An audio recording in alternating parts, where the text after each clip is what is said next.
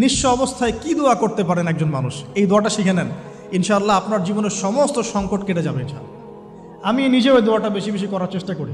দোয়াটা হচ্ছে, মুসা আলাইহিস সালাম একটা গাছের নিচে হেলান দিয়ে বসলেন, বসে দেখলেন দুইজন মেয়ে দাঁড়িয়ে আছে দূরে, পানি নিতে পারছে না, লোকজন পানি নিয়ে যাচ্ছে, ওরা দাঁড়িয়ে আছে বেচারি।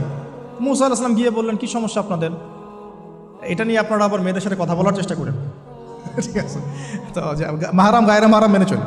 তারা বললেন যে আমাদের বাবা অনেক বৃদ্ধ মানুষ, আমরা পানি নিতে পারি না যতক্ষণ না আমাদের কম পানি নিয়ে চলে যায়।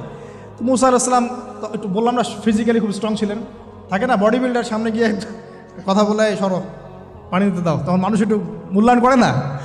তো মুসা আলাইহিস সালাম এভাবে পানি নিয়ে দিলেন এবং বাছুরদেরকে পানি পান করালেন, করিয়ে গাছের নিচে এসে বসে আছেন। বসে বসে তিনি দোয়া করছেন, এই যে দোয়াটা তিনি দোয়া করছেন, রব্বি, একটা নেক কাজ করলেন, নেক কাজ করলেন না, মানুষের উপকার করলেন, নেক কাজ করে এসে গাছের নিচে বসে দোয়া করছেন, আল্লাহ